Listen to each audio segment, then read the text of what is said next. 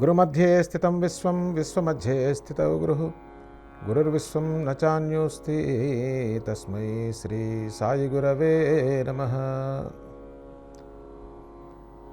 జీవన సత్యం సాయితత్వం కార్యక్రమానికి సాయి భక్తులందరికీ కూడా స్వాగతం. అందుకే మహాత్ముల దర్శనం లేదా సద్గ్రంథ పారాయణం మనసు కష్టంగా ఉన్నప్పుడు, బాధగా ఉన్నప్పుడు, అందుకోసం ప్రవచనాలని చెప్తుంటారు. చాలామంది చెప్తారు చాలా బాధగా ఉన్నప్పుడు ఇవి విన్నప్పుడు చాలా హాయిగా ఉంటుందండి. ఉంటుంది, ఎందుకంటే ఇది సత్యవచనం కాబట్టి ఎవరికైనా హాయిగా ఉంటుంది. దీని ఎఫెక్ట్ ఎప్పుడు బాగా తెలుస్తుందంటే బాగా బాధలో ఉన్నప్పుడు తెలుస్తుంది. మామూలుగా ఉన్నప్పుడు పెద్ద పట్టించుకోం. బాగా కష్టాలు ఉన్నప్పుడు, ఎందుకనంటే మామూలుగా ఉన్నప్పుడు పెద్ద అటెన్షన్ పే చేయం. బాగా కష్టాలు ఉన్నప్పుడు నా కష్టం నుంచి ఎలా బయటకు రావాలని వాస్తవం చూసినప్పుడు దాన్ని మనం బయటకు వస్తాం. సింపుల్. ఆ శక్తి సత్యములో ఉంది, ఆ సత్యమును వినేవాడిలో ఉంది. అలా బాబా దర్శనం చేసిన వెంటనే అతని మనసు తేలికబడింది, చాలా హాయిగా ఉన్నాడు, ప్రశాంతంగా ఉన్నాడు. అక్కడితో సమస్య తీరింది. అప్పుడేం చేశాడు, బాబా వారి సన్నిధిలో గురు చరిత్ర పారాయణ చేయడం మొదలుపెట్టాడు.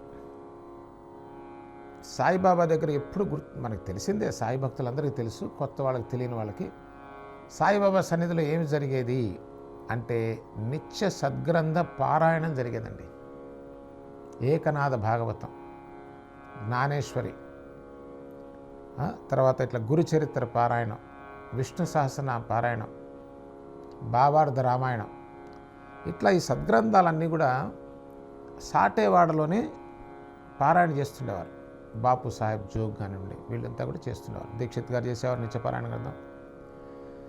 తర్వాత అన్నా సాహెబ్ దబోల్కర్ గారు షిర్డీలో ఉన్నంత కాలం ఆయన నిత్యపారాయణ గ్రంథం ఏకనాథ భాగవతం చదివేటువంటి వారు. అది దీక్షిత్ గారికి కూడా నిత్యపారాయణ గ్రంథం, అది జ్ఞానేశ్వరి, ఇవన్నీ చదువుతుండేవారు వీళ్ళు. అట్లాగే ఈ సాటే కూడా వెళ్ళంగానే ఒక సప్తాహం పాటు గురుచరిత్ర పారాయణ ప్రారంభిస్తాడు. మరింత ఉపయుక్తంగా ఉంటుంది. సాక్షాత్ భగవత్ సన్నిధి, ఆ సన్నిధిలో సద్గ్రంథ పారాయణ, ఇంకా అంతకుమించి ఏం కావాల్సి. ఆనందానికి అంతకుమించిన మార్గం మరొకటి లేదు. తేలికగా సద్గ్రంథ పారాయణ చేయవచ్చు. అందున అత్యంత దుర్లభం, అందరికీ దొరకనటువంటి సాయిబాబా సన్నిధి వారికి దొరికింది. అట్లా అనుకోవక్కర్లేదు. మన ఇంట్లో బాబా ఫోటో పెట్టినా కూడా బాబా సన్నిధిలో ఉన్నట్టే లెక్క, అంతే కదా. బాబా చెప్పారు కదా. సో అక్కడ భావన చాలా ప్రధానం. భక్తికి ప్రాణం భావన, జ్ఞానానికి ప్రాణం విచారణ, తద్వారా దర్శనం క్లోజ్.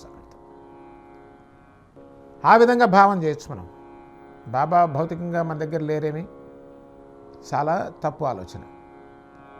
సాయిబాబా సుస్పష్టంగా సాయి సచ్చరిత్రలోనే చెప్తున్నారు, నేను అంతటా ఉన్నాను. ఈ అద్భుతమైన విషయం తెలుసుకొని ముందుకు పోదాం.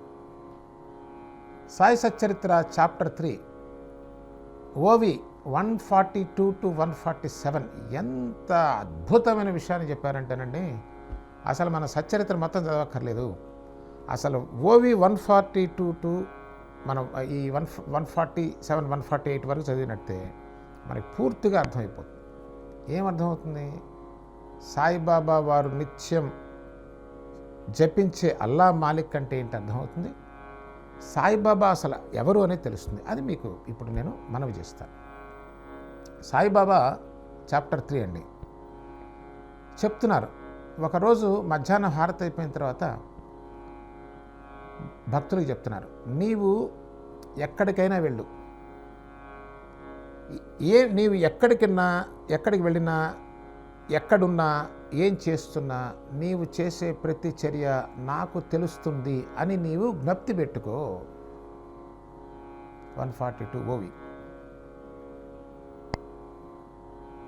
143 బాబా చెప్తున్నారు, నేను ఇలా చెప్పిన నేను నీ అందరి హృదయాల్లో నివసించేటువంటి వాడిని, సర్వవ్యాపకుణ్ణి నేను, అందరికీ స్వామిని నేను. నెక్స్ట్ 145 ఓవికి వచ్చేసరికి బాబా చెప్తున్నారు, ఇదంతా కూడా ఈశ్వరునిచే నియమించబడినది. ఏం చెప్తున్నారండి? ఇదంతా కూడా, ఈ సర్వవ్యాపకత్వాన్ని ఇదంతా కూడా ఎవరిచే నియమించబడింది? పరమ నియామకుడైన ఈశ్వరునిచే నియమించబడింది. మరిన్ని వివరాలు వచ్చే కార్యక్రమంలో తెలుసుకుందాం. సద్గురు సాయినాథ్ మహారాజ్.